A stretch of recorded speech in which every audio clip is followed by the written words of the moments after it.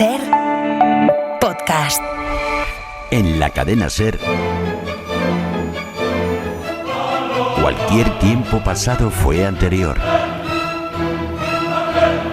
Con Nieves con Costrina.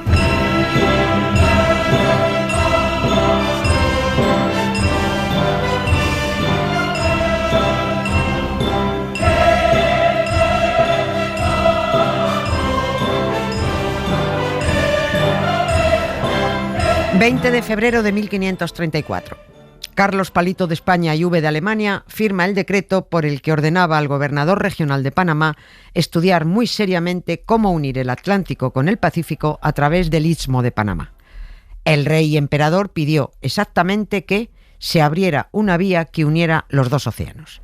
Hasta el gorro estaba de que sus chicos tuvieran que dar todo el vueltón por debajo de las Indias occidentales para llegar a las orientales. La idea no fue de Carlos I, porque los reyes tienen ideas muy justitas, suelen ser caprichos más que ideas. Fueron los navegantes español y portugués, Saavedra y Galbao, conscientes de que los dos océanos solo estaban separados por un miserable hilillo de tierra de unos pocos kilómetros, los que dijeron, por ahí habría que romper. Y la idea era buena, buenísima, porque así España podría llegar en línea recta a sus posesiones asiáticas navegando hacia el oeste sin bajar hasta el infernal estrecho de Magallanes. Pero sí, claro, la idea era brillante, pero a ver cómo y quién la llevaba a cabo. El gobernador de la zona le pasó la patata caliente al regidor de Panamá, a Pascual Andangoya, y le dijo, oye, mira a ver si me puedes hacer un estudio topográfico para ver cómo podemos llegar en barco al otro lado. Andagoya se mordió la lengua para no hacerle una rima y a cambio emitió un informe totalmente desfavorable. Argumentó que se trataba de una obra más que gigantesca, desmesurada, y que no había dinero en el mundo para realizarla. ¿Que no? ¿Cómo que no? Porque tú lo digas. Ya verás tú cómo al final lo hacen.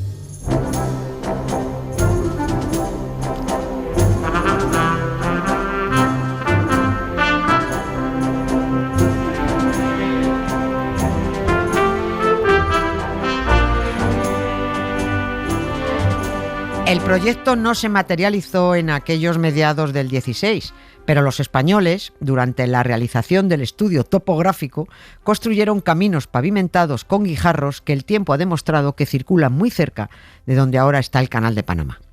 Descaminados no iban, pero en aquellos años resultó materialmente imposible convertir en navegable aquella franja mínima de tierra, y continuó siendo imposible durante los 380 años siguientes, hasta que, en agosto de 1914, el buque a vapor Ancón inauguró oficialmente el canal. Entró por el Caribe y salió al Pacífico. Panamá se había partido en dos a cambio de acercar un poco más el mundo. Pero el camino no fue fácil, ha traído muchas broncas. Una de ellas, una de las gordas, ha pasado a la historia como el incidente de la tajada de Sandía. Puro eufemismo, porque aquello provocó 17 muertos y 28 heridos. Ocurrió que en abril de 1856, mediados del siglo XIX, un estadounidense borracho se paró en un puesto de un mercado de Ciudad de Panamá y pidió una tajada de sandía. El vendedor se la dio y a cambio le pidió los 5 centavos que valía. El yanqui, acompañado de 4 amigotes, se negó a pagar, se lió una riña, la riña derivó en pelea y la historia acabó provocando, además de los 17 muertos, la primera intervención militar de Estados Unidos en Panamá. Porque a Estados Unidos le encanta invadir y cualquier excusa es buena. Unas veces será para defender a las mujeres de Irán cuando no saben ni defender a las de Arizona y otras por una tajada de sandía.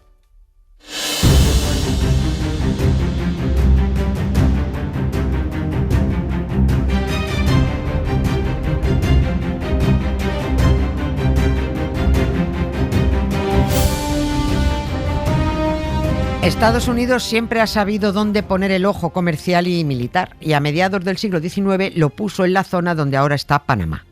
Por entonces no era un país, era un departamento, y formaba parte de una gran nación llamada República de Nueva Granada. Es decir, la Nueva Granada de entonces era lo que es ahora Colombia y Panamá. Bien, pues Estados Unidos estaba muy interesado en llevarse bien con Colombia, porque por entonces no existía el canal, pero necesitaban permiso para atravesar esa estrecha franja de terreno, de tal forma que se descargaban las mercancías en el Atlántico, se trasladaban por tierra hasta el otro lado, hasta el Pacífico, y allí se volvían a embarcar. Bueno, o al revés.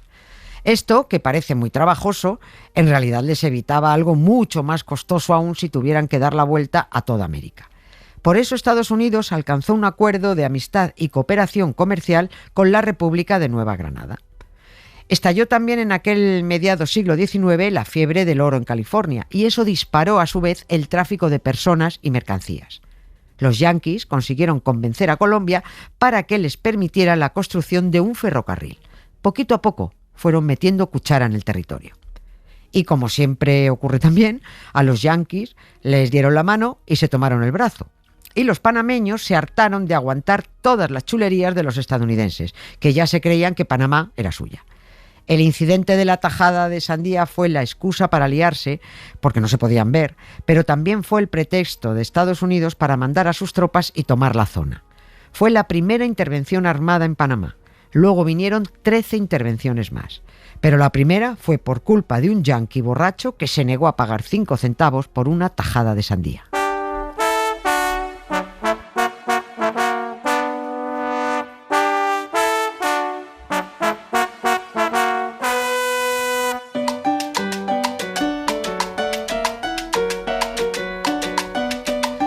Los estadounidenses nunca quitaron el ojo de Panamá, ni ellos ni otras naciones, porque quien ideara, construyera y gestionara el canal que muchos tenían en mente sacaría muchas ventajas económicas y comerciales.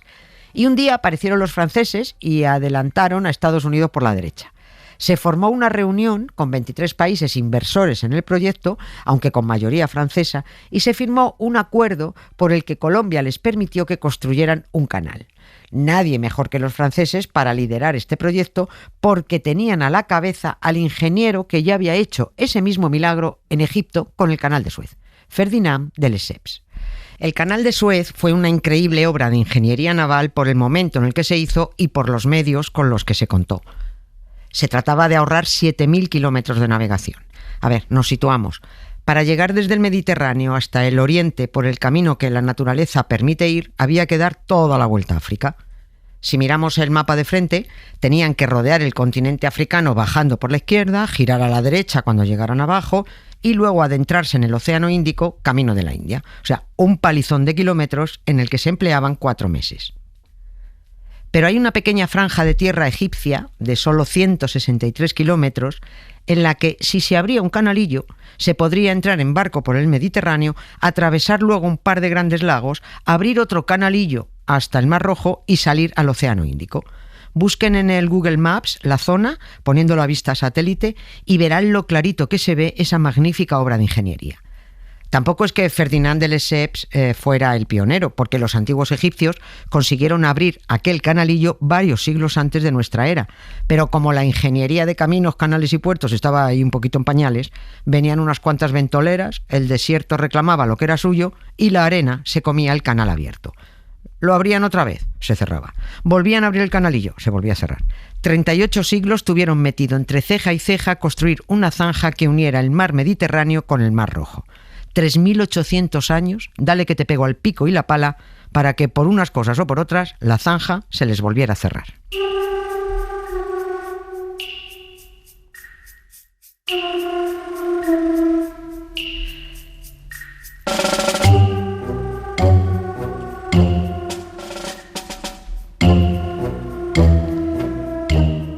El ingeniero Ferdinand de Lesseps, a mediados del 19, caviló cómo acometer aquella obra.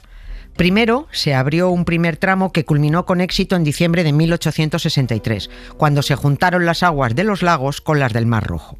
Aún quedaban 4 años de obras hasta llegar a la unión con el Mediterráneo, pero ya estaba claro que aquello saldría adelante. El canal comenzó siendo egipcio y francés.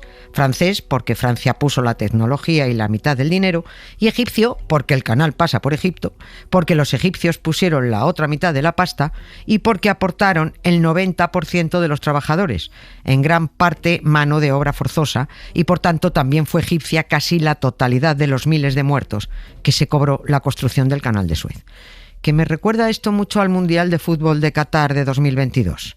Qué contentos fueron todos a los partidos en los 8 flamantes estadios y en las villas y los hoteles que se construyeron a todo meter para la ocasión en 5 ciudades. y qué poco les importaron los 6.000 trabajadores muertos, llegados del tercer mundo, trabajando algunos en condiciones de semiesclavitud, para que todo estuviera a punto para el disfrute de los futboleros. El plan era que el canal de Suez lo gestionara Francia durante 99 años y que luego pasara a manos egipcias. Pero los británicos no paraban de incordiar, no paraban de molestar. Dicho claramente, no paraban de meter mierda para poder hacerse con una parte del canal. Lo necesitaban para su comercio con la India y porque si conseguían ser propietarios, cobrarían por dejar que los demás pasaran en vez de pagar ellos por pasar. Al principio, los británicos incordiaban intentando que los egipcios abandonaran ese estúpido proyecto.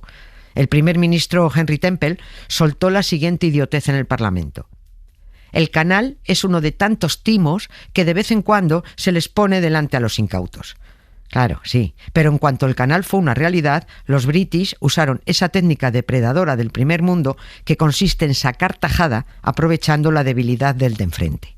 Resulta que el sultán egipcio se vio agobiado por las deudas y vendió sus acciones a Gran Bretaña, que pasó a convertirse en el principal propietario. Mira tú, ya no les parecía un timo el canal de Suez.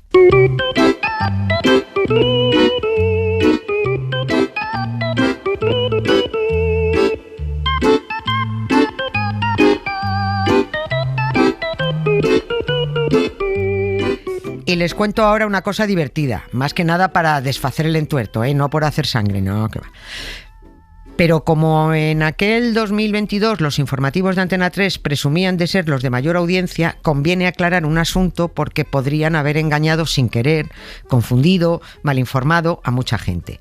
Y es que allá por 2022 España estaba celebrando el 5º centenario de la Vuelta al Mundo que culminó Juan Sebastián Elcano en 1522. Repito, 1522. Y los informativos de Antena 3 dieron la noticia con el dibujito de un mapita para enseñar a los telespectadores por dónde fue y volvió Elcano para dar la vuelta al mundo.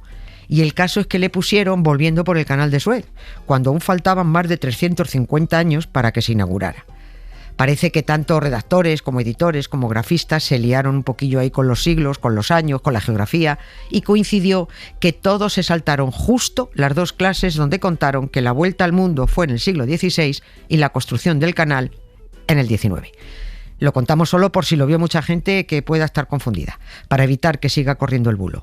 Pero bueno, a lo que vamos es al mérito del ingeniero Ferdinand de Lesseps. Y sí, en Suez hizo el milagro, pero en Panamá metió la pata, porque se empeñó en hacer un canal a nivel del mar, como había hecho en Suez, pero es que las orografías eran muy distintas. En Panamá se necesitaba represar ríos, crear lagos y construir esclusas, a lo que Ferdinand de Lesseps se negó.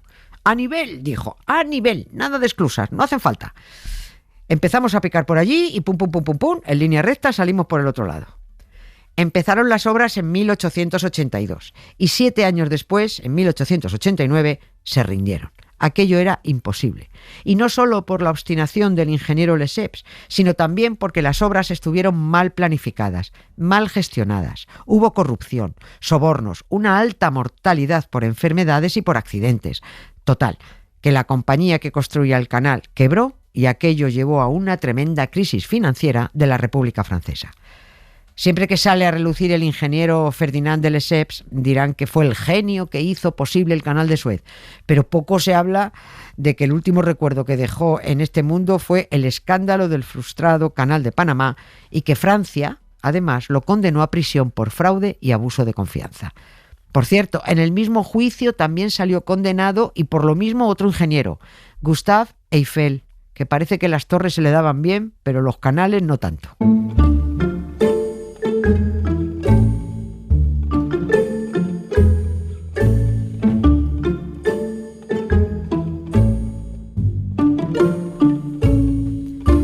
Se frustró el plan liderado por los franceses, pero ahí seguían dándole vueltas al asunto los estadounidenses.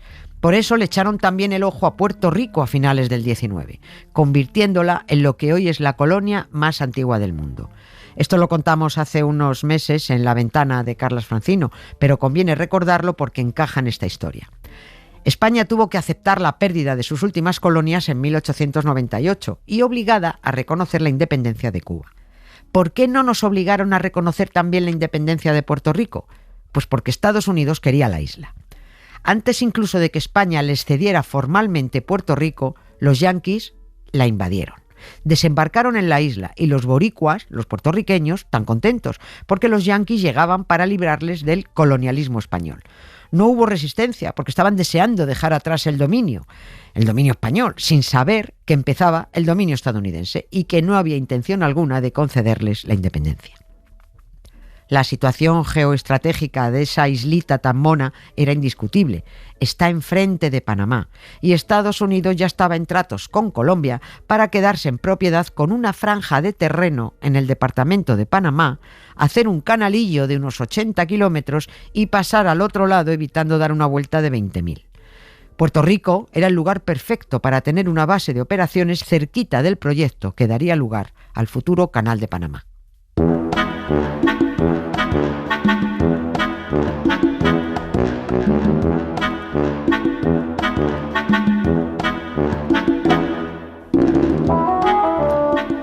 No tardaron mucho en materializar el plan. En 1901 llegó a la Casa Blanca Theodore Roosevelt, no confundirle con el otro Roosevelt que vino después.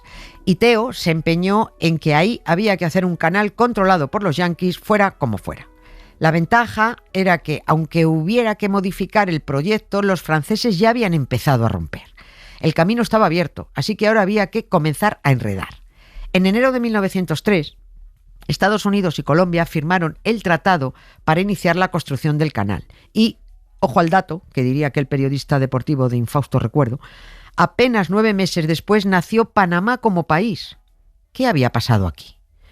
Pues que el acuerdo no satisfizo a Colombia y estaba claro que había que sacar a los colombianos de la ecuación y empezar a tratar con los panameños, que ya andaban reclamando su independencia.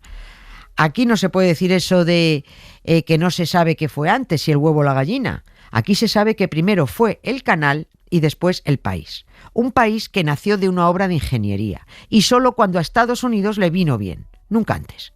Alguien dirá, no, Panamá nació gracias a la lucha independentista de los panameños. Y dirán otros, no, de eso nada, nació cuando a Estados Unidos le vino bien que naciera. Tiremos del hilo. Panamá se independizó de España en 1821, pero enseguida vieron que solos no iban a poder tirar del carro. El proceso fue complicado a lo largo de todo el siglo XIX. Tan pronto los panameños se unían a unos como se querían separar, se querían unir a otros, en fin, un lío. Ahora querían ser independientes, ahora no. Hasta que irrumpió en escena Estados Unidos. Y aquí nacen 2 versiones sobre la fundación de Panamá. Lo llaman la leyenda blanca y la leyenda negra.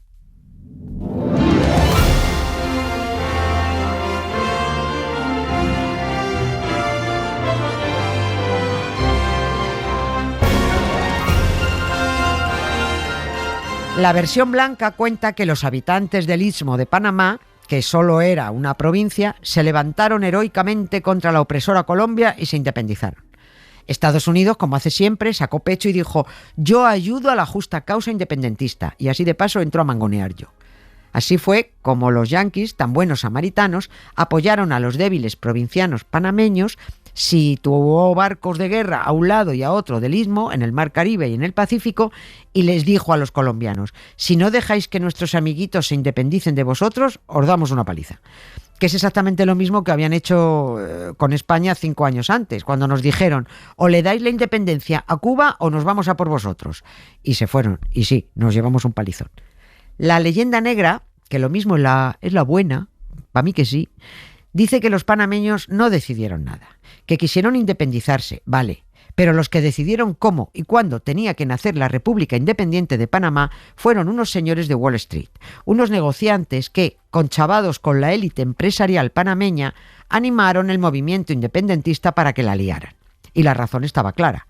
Acababa de firmarse en 1903 el citado acuerdo para construir un canal y no convenía que allí mandaran los colombianos. Ese canal tenía que controlarlo enteramente Estados Unidos y para ello necesitaba ser el héroe de la independencia de Panamá para luego decirles a los panameños: bien, ¿eh? Sabéis que ha sido gracias a nosotros, ¿verdad? Gracias al tío Sam. ¿Y qué se dice? Gracias, tío Sam. ¿Y cómo se agradece? Puedes mandar en el canal que vas a hacer, Tito Sam, como si estuvieras en tu casa.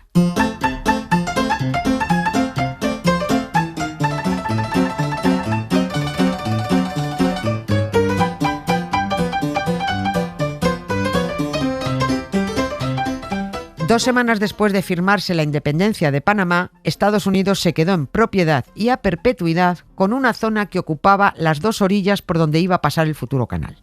Es decir, se quedaron con una franja de 8 kilómetros de una orilla hacia adentro y otros 8 kilómetros desde la otra orilla hacia el otro lado. Eso lo llamaron oficialmente Zona del Canal y los yanquis se instalaron con todo su morro. Plantaron sus bases con sus militares, con sus familias, con sus casas, sus escuelas. Así que Panamá, sí, era independiente, pero la zona del canal era, para entendernos, una administración independiente del país en el que estaba. Panamá quedó dividida en 2. Los expertos en geopolítica dicen que toda aquella maniobra fue el primer ensayo estadounidense de injerencia directa en la política de otro país. Invadieron sin violencia, colonizaron. A Estados Unidos le interesaba que el canal pasara por un país pequeñajo, recién nacido y despistado, un país emergente que se creía afortunado porque estaba bajo la protección del chulo del barrio.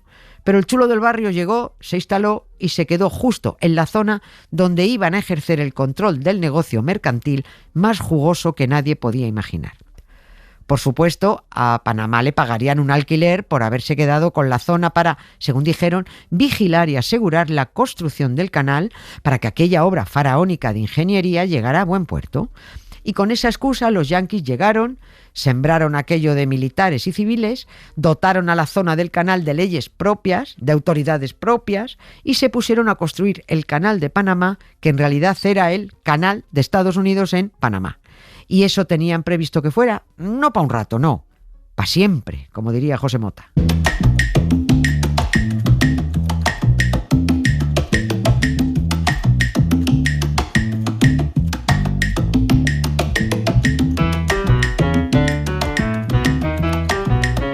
Afortunadamente, aquello se pudo revertir en 1977 para que la zona del canal regresara a la soberanía panameña. 20 años se tiraron devolviendo lo que no era suyo, hasta que el 31 de diciembre de 1999 abandonó el lugar el último militar estadounidense. Durante el tiempo que Estados Unidos estuvo ocupando Panamá, en la zona del canal vivían 3.000 civiles que tenían hasta su gentilicio. Los Zonians los llamaban. Añadan a eso miles de militares que vivían también allí con intenciones más que perversas. Durante su ocupación en Panamá, los estadounidenses utilizaron con absoluta impunidad unas instalaciones que estaban cerca de la ciudad de Colón, en la costa atlántica, y a las que pusieron el eufemístico nombre de Escuela de las Américas. Utilizarlas, digo, en el adiestramiento de oficiales de los distintos países sudamericanos en tácticas represivas para llevar a buen término la instalación de dictaduras militares durante los años 70 y 80. Dicho más claro, en la zona del canal, Estados Unidos preparaba a sanguinarios oficiales de Chile, Argentina, Guatemala, para que golpearan en sus propios países, a sus propios ciudadanos, en sus propias democracias, si los gobernantes no les venían bien a los estadounidenses. Sin olvidar la cantidad de enfrentamientos y muertos que trajo en Panamá los abusos yanquis durante la ocupación. Uno de los choques más graves, y bien que lo tienen presente los panameños, porque por algo lo conmemoran como el Día de los Mártires, se dio el 9 de enero de 1964. Ya llevaban años con movidas, y de vez en cuando entraban a la zona y sembraban el suelo de banderitas pequeñas, los panameños. Venían los yanquis, las quitaban. Volvían los panameños a ponerlas, volvían a quitarlas, hasta que se llegó al acuerdo de que la bandera de Panamá tenía que ondear con la estadounidense. Acuerdo que se incumplía cada 2 por 3.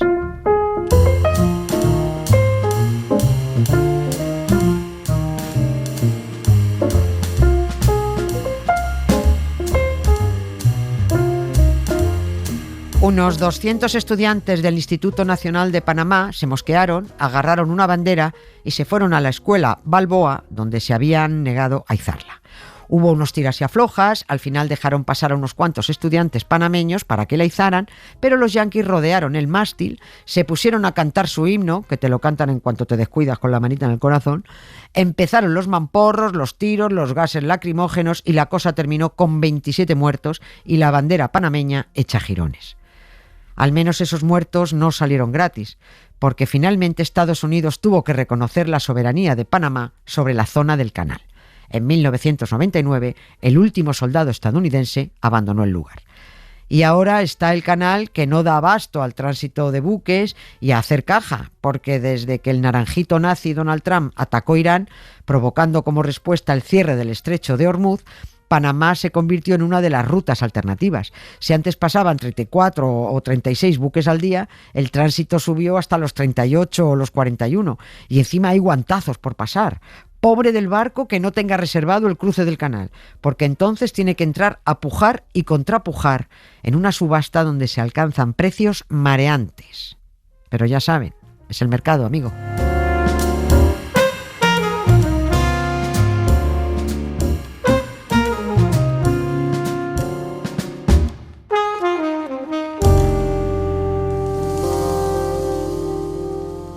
Contarte el arte. Ana Valtierra.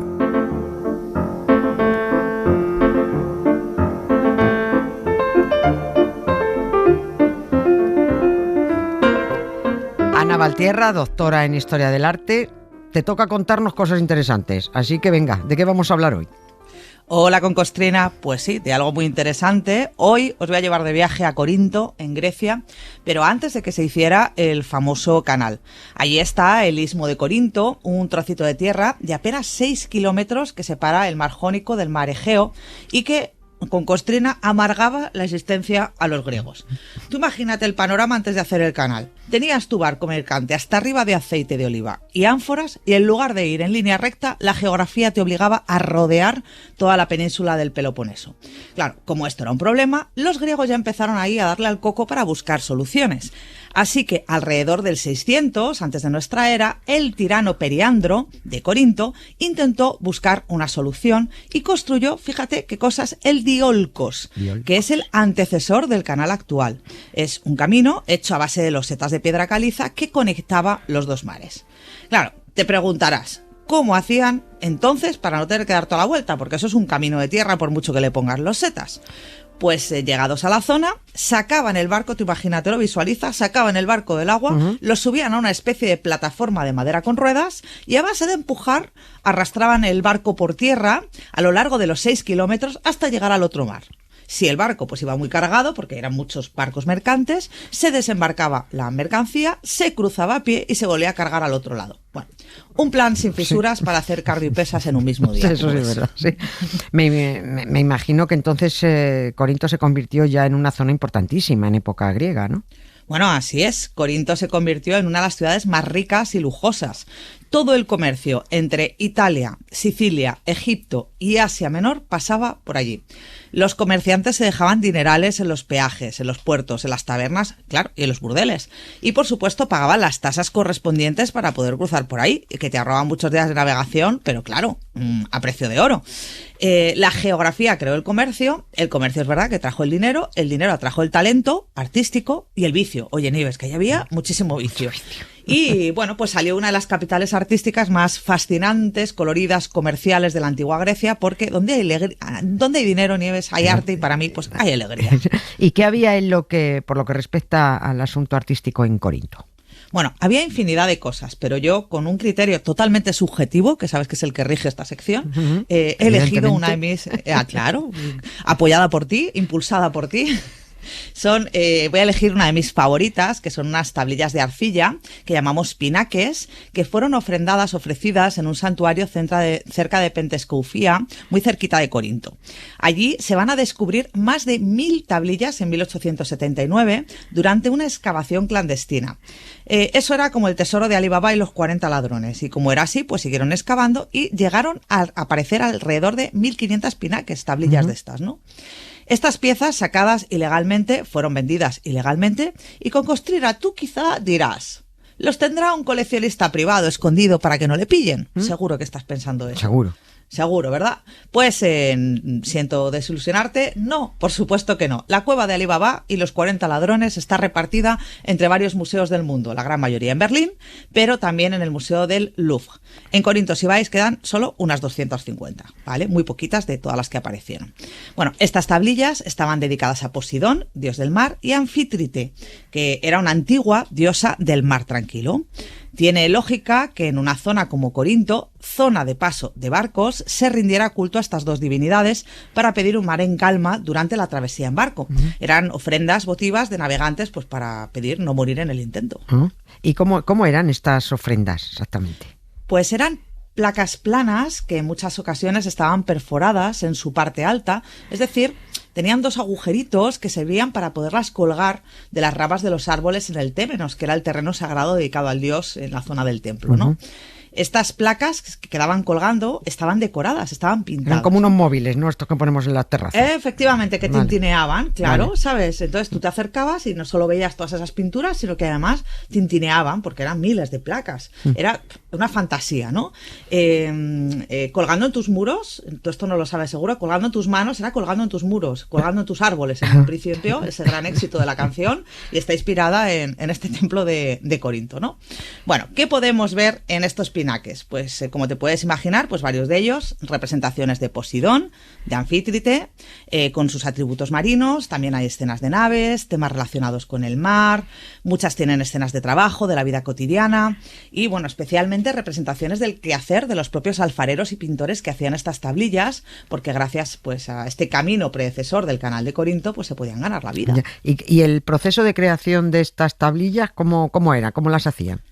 Bueno, pues van a pintar en ellas diferentes fases del trabajo, las tenemos reflejadas, especialmente la parte de la cocción de la arcilla. Era el momento con Costrina más delicado, donde un pequeño fallo podía hacer que todo el trabajo se fuera al traste.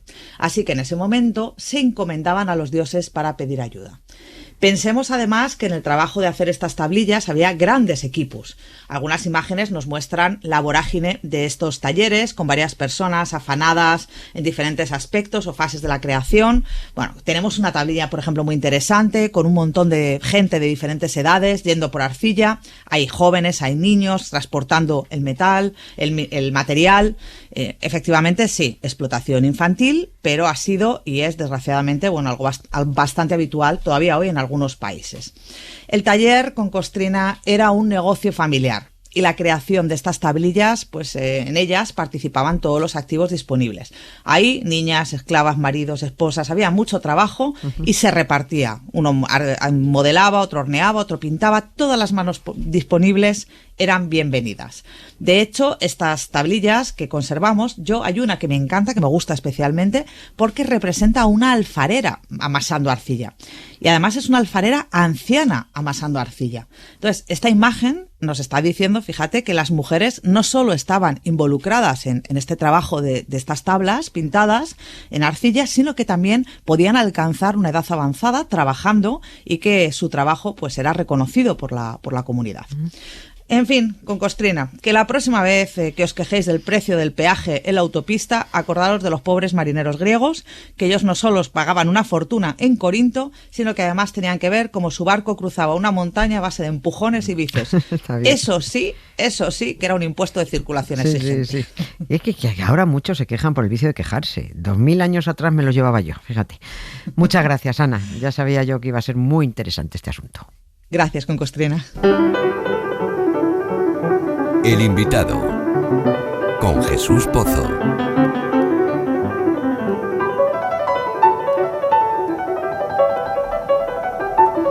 Jesús Pozo, periodista y siempre lo digo, urdidor de programas y sobre todo culo inquieto, viene con un invitado que se lo sabe todo de la mar y con el que vamos a hablar de barcos y marineros, que son los que cruzan el canal todos los días. Así es, Germán de Melo es presidente del Colegio de Oficiales de la Marina Mercante Española, la institución oficial que representa y defiende los intereses de los profesionales náuticos en España. También es profesor titular en la Universidad Politécnica de Cataluña. Nos cuenta, en primer lugar, cómo es la vida a bordo de un buque. Ya, de hecho, cuando el barco está en funcionamiento, en operación normal, la vida a bordo no es tan placentera como se puede pensar, ¿no? Porque estás aislado, no tienes amigos, no tienes contacto con la familia. Si encima lo ponemos de que estás confinado en un sitio donde hay guerra, bombardeando a buques, y además de eso no tienes escapatoria, porque estás alejado de cualquier ciudad importante en la cual puedas desembarcar y volver a tu país. Por lo tanto, estás en una situación de un estrés traumático potente. y que puede provocar el suicidio de muchas personas o enfermedades de salud mental de por vida. Claro que sí. Pues a todo eso hay que añadir que el trabajo es duro y muy continuo. Cualquier tripulante del buque, es decir, ya sea el marinero más bajo al capitán, el 90% menos los que son de cocina y demás, ¿no? Trabajan a guardia, es decir, trabajan a turnos. Estos turnos son de 4 horas, es decir, tú haces la guardia de 12 a 4 del mediodía y después de 12 a 4 de la madrugada, ¿no? Y así los 3 turnos, ¿no? Y por lo tanto tú teóricamente trabajas 8 horas, pero generalmente te suelen hacer trabajar 2 horas más, 2 horas extras o a lo mejor más, ¿entiendes? Cuando sales de las 4 horas, pues tienes que hacer unas labores de mantenimiento, etcétera, etcétera. Todo el tiempo que tú estés a bordo vas a estar trabajando como mínimo las 8 horas diarias, es decir, que no hay sábado y domingo, ni mucho menos. Si tú estás un mes a bordo, ese mes trabajas todos los días. Si estás 2, también. Si estás 3, también. Si estás 4, también. Así todo el tiempo que tú estés a bordo. Bueno, pero ¿habrá deduzco, no lo sé, habrá algún tipo de convenio colectivo o algunos derechos laborales? Pues lo hay, pero no parece que esté muy actualizado. Hay un convenio que se llama el MLC, que es Maritime Labour Convention, que dice que por semana se debe de trabajar máximo 40 horas. Pues eso no se puede cumplir, porque si tú trabajas 8 horas diarias los 7 días de la semana, pues son 56, no son 40. Y a bordo, la tripulación que va es la justa. Ese convenio que se aprobó en el 2006, y que el convenio prácticamente está hecho por los armadores, ahí los sindicatos ni han pintado nada, ni pintan nada. Ese convenio dice que por cada mes de trabajo devenga 2,5 días de vacaciones. ¿Qué significa eso? Significa que para que tú tengas un mes de vacaciones, ¿sabes cuántos meses tienes que trabajar en el barco? 12 meses.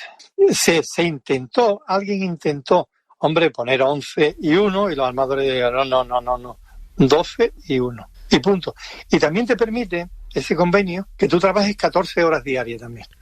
Y para complicar más el tema está el asunto de bajo qué bandera navega el barco.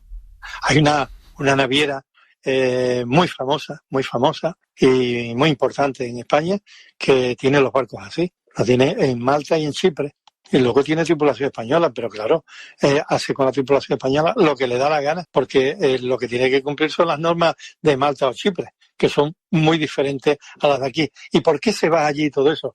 Porque el Ministerio de Trabajo, la Inspección de Trabajo, aparece en los barcos españoles, pues claro, vería que no se cumple la normativa española. Le multarían, esto, lo otro. Y claro, para evitar eso, entre otras cosas, me voy a Malta o a Chipre y le dice al inspector de trabajo español, hasta luego, Lucas. Pero él sigue haciendo la ruta, la línea que el gobierno español le ha concedido, que puede ser Barcelona-Palma de Mallorca, o puede ser Algeciras-Ceuta, o puede ser Cádiz-Canarias. Sigue con esa ruta y sigue recibiendo subvención del gobierno español. O sea, esto suena, perdóname, a fraude consentido.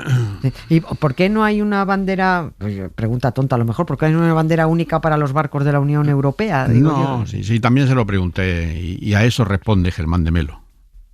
Europa tendría que tener una bandera. Europa es propietaria, digamos, aproximadamente de 1/3 de la flota mundial, que está en manos fundamentalmente de los griegos. ¿Qué tenía que hacer Europa? Hacer una sola bandera y que los marcos fiscales, laborales y de seguridad estén dentro de esa bandera y que no haya competencia entre España, Italia, Francia, ni mucho menos, todo es igual. Y ten en cuenta que somos el mayor mercado del mundo y además consumiendo. No somos como los chinos, que son 1.400 millones pero no consumen. El mejor mercado del mundo le traen sus mercancías, como son energía, como son comida, como son medicina y todo eso, buques que tienen una bandera que puede ser Panamá, Liberia, Bahamas, lo que sea, o Vanuatu y demás, que no pagan ningún tipo de impuestos y nosotros a verlas venir. Qué barbaridad. ¿Ya habéis hablado de Hormuz y de la paralización del tráfico de mercancías por ese estrecho? Pues también, aunque precisamente Hormuz no es el paso más conflictivo del mundo. Hombre, afecta enormemente, pero ten en cuenta que los barcos tienen un contrato de fletamento que se ha de cumplir. Entonces, si un barco es contratado para hacer un transporte a Europa y en unas condiciones determinadas, como son tiempos de navegación, tiempos de estancia en puerto y demás, si te paralizan y te tienen ahí encerrado, el armador va a exigir que se le pague el flete diario. El fletador va a decir que, oiga, que yo no tengo culpa de que esté cerrado el Golfo Pérsico. Y el seguro dirá, esto no estaba en la póliza de seguro.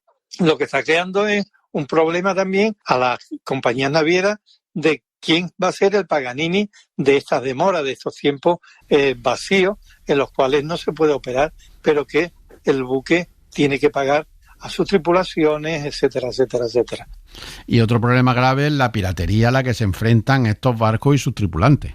Hay puntos muy calientes en el mundo, como son el Estrecho de Malaca, allí en Singapur, como son en Bandar Abbas, la entrada del Mar Rojo. Después tenemos el Golfo de Guinea, que es brutal, y tenemos también parte del Caribe y también en el Pacífico por la zona de Perú y Ecuador y todo eso que la piratería existe y es muy importante. Hay muchos vídeos por ahí que se pueden vídeos reales en los cuales efectivamente los piratas vienen con un gran armamento y tienen una buena capacidad de subirse a bordo de los buques y secuestrar a la tripulación y hacer que el armador pague el rescate y lo pague a través de un bufete de abogados en Londres. Así de claro. Nosotros también tenemos nuestro propio. No estoy diciendo que tengamos piratería en el estrecho, pero me refería a que tenemos nuestro propio estrecho, el de Gibraltar. Sí, sería muy grave un bloqueo en el estrecho de Gibraltar. Lo explica Germán de Melo. Bueno, si tú cierras el estrecho de Gibraltar es bastante peor que el de Hormuz, ¿no? Bastante peor porque pasan muchísimos más barcos, ¿no? De hecho, el tráfico ahí es uno de los tráficos más importantes del mundo, el del estrecho de Gibraltar, porque hay que tener en cuenta que hay países muy, muy importantes y de gran consumo y otros que venden materias primas, como el norte de África, toda la energía que vende y demás, y por lo tanto provocaríamos un gran problema también. Estos países desarrollados, como pueden ser España, Francia, Italia y Grecia y todo eso, también venden mucha materia elaborada ya y la tienen que sacar a través del estrecho de Gibraltar y todo eso, y por lo tanto el problema sería muchísimo, muchísimo más gordo que el del estrecho de Hormuz. Terminamos con otra cuestión importante. ¿En manos de quién está ahora mismo en el mundo la industria de la construcción de buques? Hace unos 15 años los mejores constructores de buques del mundo eran Japón y Corea. Luego entró China y ahora son los tres. Y China además está ganándole a Japón y a Corea. Es decir que a efectos de nuevas construcciones, China es el número 1 del mundo y la flota que está teniendo con China Shipping, etcétera, etcétera, pues también es una de las empresas más importantes del mundo. Por lo tanto, están en muy, muy, muy alto nivel. Además, tienen universidades, yo he estado en ellas, marítimas, muy potentes, con todos los medios y demás, y por lo tanto tienen una flota que han desarrollado, unos astilleros para construcción de todo tipo de buques, desde los buques de carga general, que son los más simplones, a buques de alta tecnología, como son los de gases licuados, etcétera, etcétera, pues lo tienen ellos y son una potencia marítima muy importante. Muy importante y muy interesante. Oye, te quedas con ganas de más porque descubre lo poco que sabe de este asunto del tráfico marítimo. Gracias por aportarnos, Jesús, y gracias sobre todo a Germán de Melo, presidente del Colegio de Oficiales de la Marina Mercante Española, por sus explicaciones tan claritas. Adiós. Eso era un gato con los pies de trapo y la cabeza al revés. ¿Quieres que te lo cuente otra vez?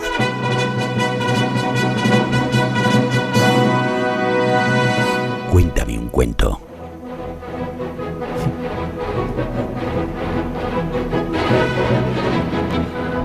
Vasco Núñez de Balboa, que como su propio nombre indica era extremeño, fue aquel señor que el 29 de septiembre de 1513 llegó a la orilla de lo que hoy conocemos como Océano Pacífico y lo bautizó como Mar del Sur. Para él era un mar, porque no se podía imaginar que estuviera frente a la masa de agua más inmensa del planeta. La enciclopédica historia le ha dado el mérito al señor Vasco, por supuesto, de haber descubierto el Mar del Sur, porque los que vivían allí desde siempre y viéndolo toda su vida eran imbéciles y no lo conocían. Tenía que llegar un europeo para decirles: eso que veis ahí, amiguitos nativos, es el Mar del Sur. En realidad, el señor Vasco había visto el mar 4 días antes, pero no se lo pudo quedar oficialmente hasta el día 29. Todo empezó cuando Núñez de Balboa se puso a hacer senderismo desde el Atlántico porque le habían dicho que al otro lado, muy cerquita, había otro mar.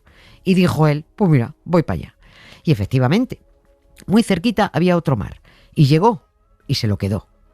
Y la pregunta es: ¿cómo demonios tomas posesión de un mar, de un océano, de un río, de un lago? Pues muy fácil. A continuación vienen las instrucciones por si se les presenta la oportunidad.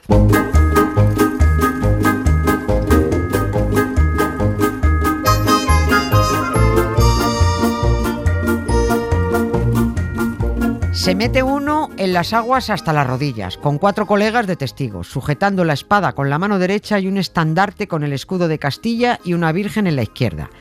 Da igual que virgen sea, cualquier muñeca vale porque hay tropecientas mil. Como España no era España, se tomaba posesión de las cosas que no eran tuyas en nombre de Castilla. Luego se levantaban los brazos, poniendo la espada y el estandarte arriba, y se decía en voz alta: tomo posesión de estas aguas y sus boquerones en nombre de mi soberana, la reina de Castilla, doña Juana, y bla, bla, bla, bla, bla. Lo de los boquerones lo he puesto yo, pero lo otro es tal cual. Así al menos lo hizo Núñez de Balboa, mientras otro grupito de colegas se quedaba en la orilla. También estaban allí varios centenares de nativos que acompañaron a Núñez de Balboa en la excursión, observando la performance y pensando un tanto desconcertados: ¿qué estarán haciendo estos pavos? No se creerán que han descubierto algo, porque toda esa agua lleva ahí toda la vida y a todos estos barbudos los hemos traído nosotros hasta aquí.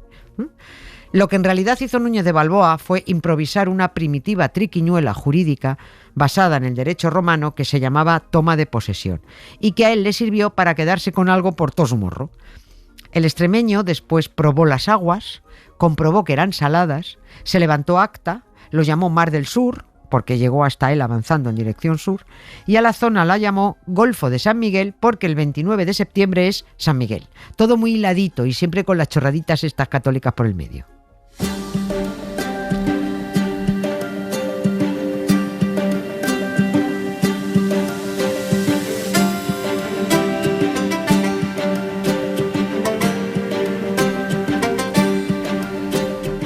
Núñez de Balboa aún no lo sabía, pero había atravesado la cinturita de un continente, esa franja de tierra larga y estrecha sujeta a Norteamérica y de la que cuelga América del Sur. Y aunque parezca una tontería, eso de probar el agua para ver si era salada o dulce no lo era. De hecho, los americanistas dicen que aquella toma de posesión del Mar del Sur es el hecho más importante tras la llegada de Colón en 1492. Y allá va la explicación. Cuando el señor Vasco llegó al Mar del Sur, ya se sabía que aquellas tierras recién conquistadas no eran Asia. Recordemos que Colón se murió sin saber que se había dado de narices con todo un continente, pero él se creía que había llegado al extremo de Asia, a Zipango, a Japón. Hasta que después pasó por allí otro que calculaba un poco mejor, Américo Vespuccio, y dijo: de eso nada, ¿esto qué va a ser Asia? Esto es un nuevo mundo y se va a llamar América, como yo. El caso es que ya se sabía que aquello era otro continente, pero no habían pasado al otro lado. Cuando a Balboa, que estaba en la orilla del Atlántico, le dicen que la tierra se acaba un poco más allá y que luego hay un mar inmenso, al llegar prueba el agua para comprobar que, efectivamente, aquello es un mar, no un charco en mitad del camino.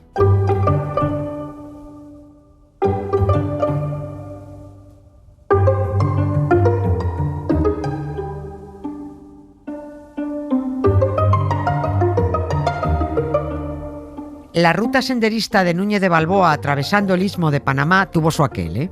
Por aquella zona convenía llevarse bien con los paisanos porque llevaban unas cerbatanas con las que te soplaban unos aguijones envenenados con curare, que era una neurotoxina que te dejaba listo y en el sitio. Y andaba el señor Vasco con sus hombres explorando Panamá cuando se le arrimó un cacique de por allí llamado Comagre, que invitó a Balboa a su pueblo.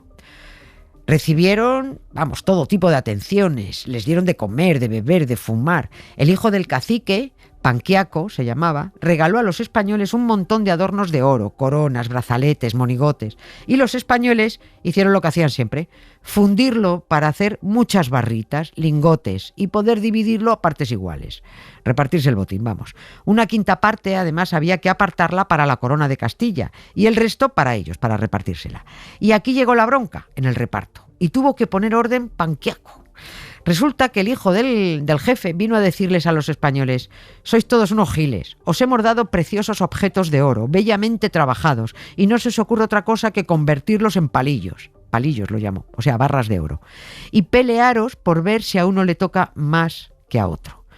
Lo siguiente que leo estará un poquito más adornado, pero son las crónicas que se recogieron del momento, y que dicen que Panquiaco dijo: ¿por qué reñir por tan poco? Si tanta ansia de oro tenéis que desamparáis vuestras tierras por venir a incordiar las ajenas, yo os mostraré dónde podéis hallar oro a manos llenas.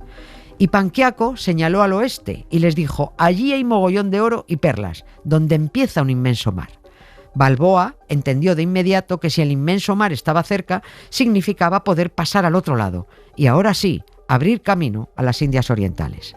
Ahora bien, si Colón no se enteró en 1492 de que había llegado a un nuevo continente, tampoco Núñez de Balboa se enteró de que fue el primer europeo en darse un chapuzón en un inmenso océano que bañaba todo el oeste del continente que Colón nunca supo que encontró. Bibliografía recomendada con Emma Vallespinós. En cada programa tratamos de buscar una bibliografía recomendada. Bueno, vamos a ver, la busca quien sabe, quien entiende de esto. Hola Emma, ¿hoy qué propones? Hola Nieves, empezamos con novelas que recorren desde puntos de vista y géneros literarios distintos el Canal de Panamá. Nuestra primera propuesta es un clásico de las novelas de espías, El sastre de Panamá, de John le Carré, una historia protagonizada por Harry Pendle, un sastre inglés que viste a los hombres más poderosos de Panamá. Por su establecimiento acuden, pues eso, los mandamases, ¿no?, que le hacen todo tipo de confesiones. Por eso un ambicioso agente de inteligencia británico llegado a Panamá lo acaba chantajeando con su pasado para que actúe como espía. La historia transcurre poco tiempo antes de que el país recupere el control del canal, en un contexto de mucha corrupción y ansias de poder. Yo hablo de cabeza, pero creo haber visto la peli con sí, Peter, hubo peli Brosnan, qué guapo estaba con el sastre de Panamá o lo que fuera. O sea, ¿qué más proponemos? Pues seguimos en el Canal de Panamá con la novela Entre dos aguas, de la escritora Cristina Enríquez, y publicada en la editorial ADN, que narra la historia de los que hicieron posible el canal, la obra más grande en la historia de la ingeniería. La novela explora las vidas que se entrecruzaron en la construcción del canal y su escritura es fruto de años de documentación. Enríquez descubrió, por ejemplo, entre otras cosas, que los estadounidenses dividían a los trabajadores en dos categorías, los de oro y los de plata. Los primeros tenían privilegios y los de plata pues sobrevivían con lo básico. Qué bien. ¿Algo más? Sí. Seguro que tienes más. Sí. Recordabas antes que Colón no se enteró en su día, ¿no?, de que había llegado a un nuevo continente, y que Núñez de Balboa tampoco supo que había sido el primer europeo en darse un chapuzón en el Pacífico. Y sobre el no saber, la ignorancia e incluso el error va nuestra última recomendación, un ensayo titulado Elogio del error, del periodista y escritor italiano Pino Aprile, publicado en Gattopardo. Aprile afirma en su libro que el camino del progreso está alfombrado de muchas equivocaciones y algún acierto, y cita al propio Colón. El origen de este ensayo es que un día el italiano se preguntó dónde estaría él sin haber cometido errores, y se dio cuenta de que sin errores su vida se resumía en la nada. al progreso se llega pifiándola, sí, ¿no? Pero también aprendiendo la lección. Por favor. Mal vamos. Sí. Eso es. Acabamos aquí por hoy. Un saludo muy cariñoso de parte de todo el equipo. Ana Valtierra, Jesús Pozo, Emma Vallespinós, Pepe Rubio, la técnico de sonido María Jesús Rodríguez, y Nieves con Cocina, que resulta que soy yo. Adiós.